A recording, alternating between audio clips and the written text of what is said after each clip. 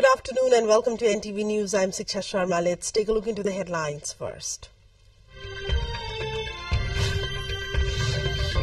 74th National Democracy Day being observed today, marking the end of 104-year-long autocratic rule. Prime Minister says advanced democracy is the only alternative. NC Mahasamiti meeting kicking off from today. 2,105 participants attending the party's policy formulation Zambori. More than 60 people killed in ambush as tribal fighting escalates in PNG incident, the largest massacre in Highlands' recent history. And match between the Netherlands and Namibia underway at the ICC World Cup League 2 series at the TU Cricket Ground.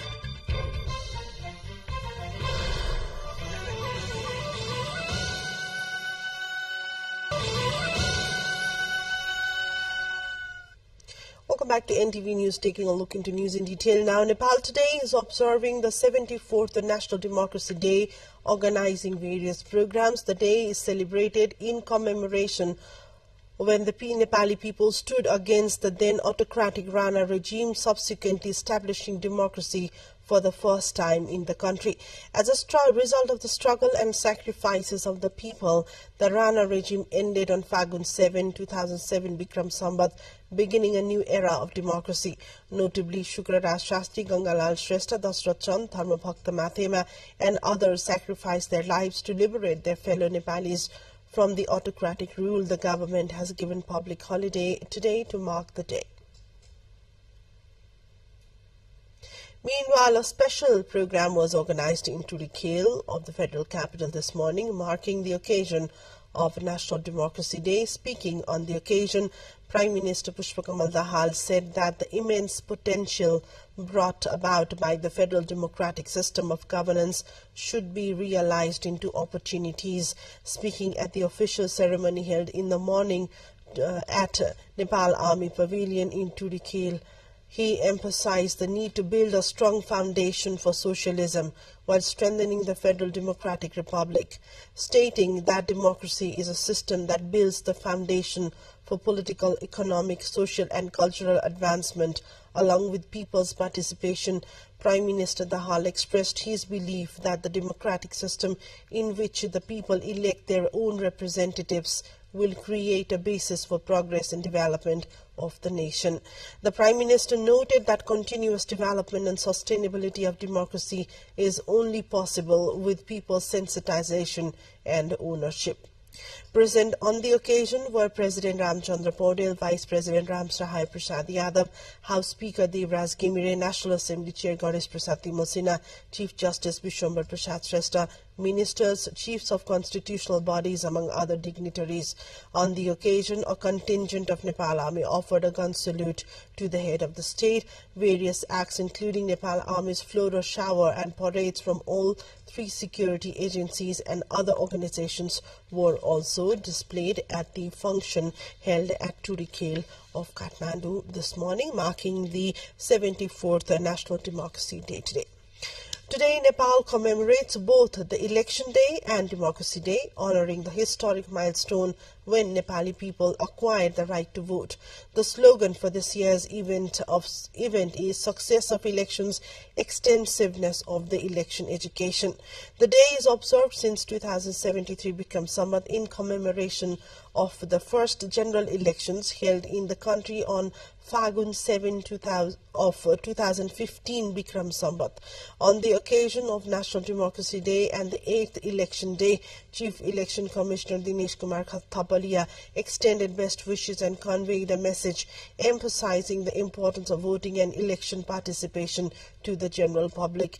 The Chief Election Commissioner also expressed confidence that by reflecting on the significance of elections and voting in the activities of elections, the public will always remain vigilant and inspired. Let's take a look into a short break. More news follows up on the other side. Do stay with us.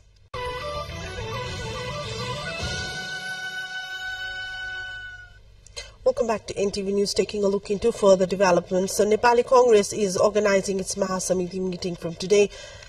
The event will be inaugurated by Party President Sharbadu Deuba at 1 p.m. in Godavari of Lalitpur. The meeting that looks forward to draft necessary laws has assigned Vice President Purnabadur Khadka Topper to present the policy proposal. General Secretary Gagan Thapa will present the institutional proposal and Bishop Prakash Sharma political proposal. Likewise, party spokesperson Dr. Prakash Sharan Mahat will be presenting a report on the current economic state, possibilities and way forward, while Shyam Ghimire will give the audit report at the meeting.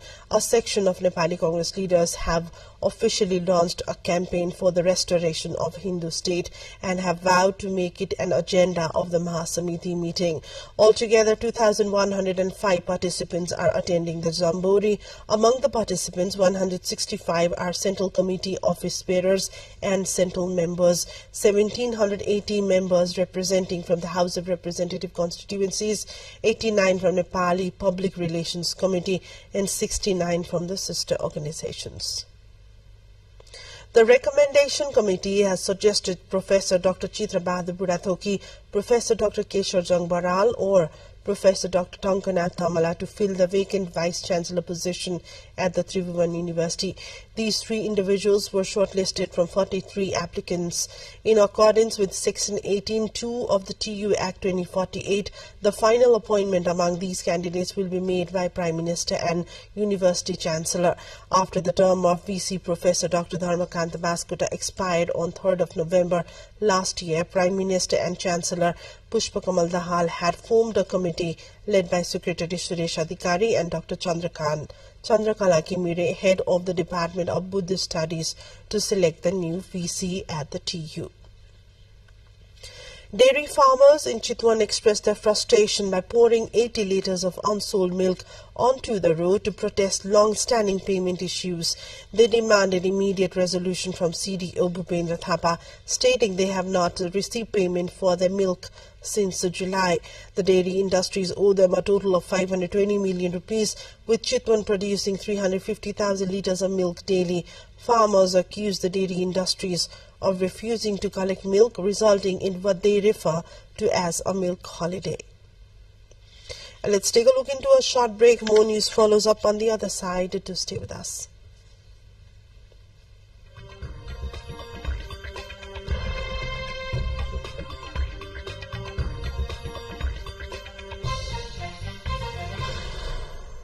In the international front, where at least more than 60 people have died in an ambush in Papua New Guinea's remote highlands region.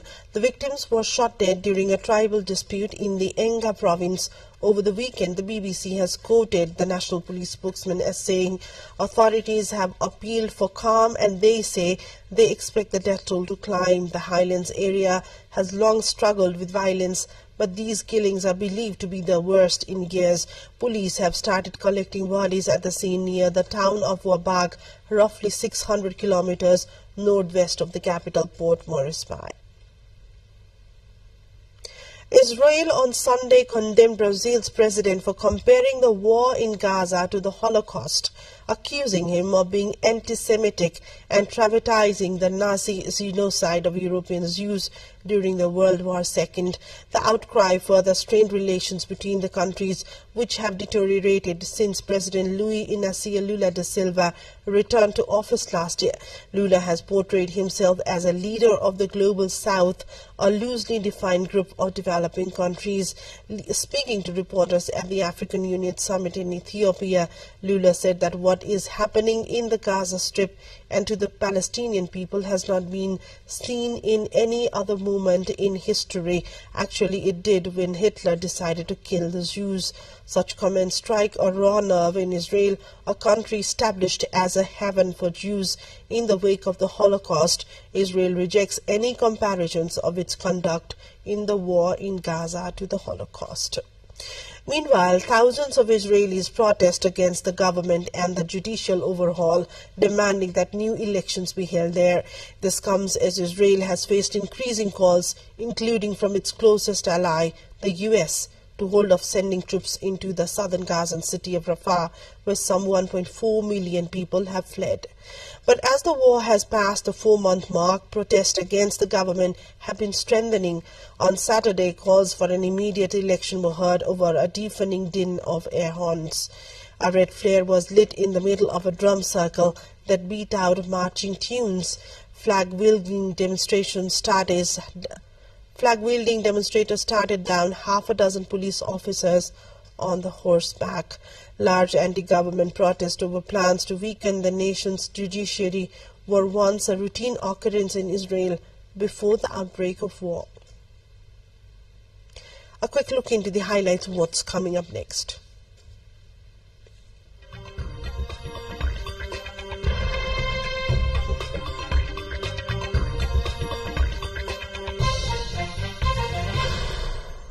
Russian courts have sentenced dozens of people detained at events commemorating Kremlin critic Alexei Navalny to short prison sentences.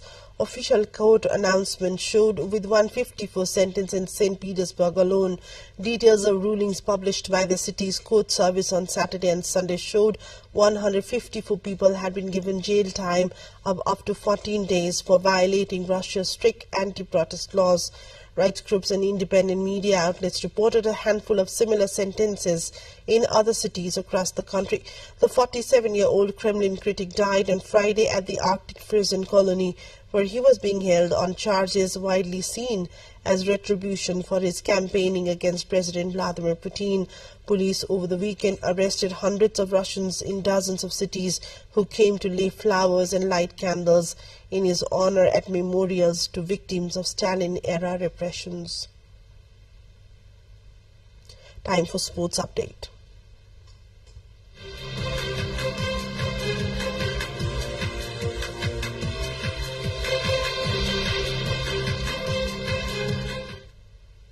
Namibia and the Netherlands are facing each other in an ongoing ICC ODI World Cup League 2 match at the TU Cricket Ground in Kirtipur. Netherlands have won the toss and have chosen to field. Namibia, coming off a victory against Nepal in the previous match, will aim to continue the winning streak against the Netherlands. Nepal, after securing a dominant 9-wicket win over the Netherlands recently, is scheduled to face Namibia next on Wednesday in another highly anticipated match in the ongoing tri-series involving the Netherlands, Namibia and Nepal under ICC League 2. Similarly, Nepal will face the Netherlands on Sunday. This brings us to end of the bulletin. A quick reminder of headlines. 74th National Democracy Day being observed today, marking the end of 104-year-old autocratic regime. Prime Minister says advanced democracy is the only alternative to democracy. NC Mahasamiti meeting kicking off from today. 2,105 participants attending the party's policy formulation jamboree. More than 60 people killed in ambush as tribal fighting escalates in PNG. Incident the largest massacre in Highlands' recent history. And match between the Netherlands and Namibia underway at the ICC World Cup League 2 series in TU Cricket Ground.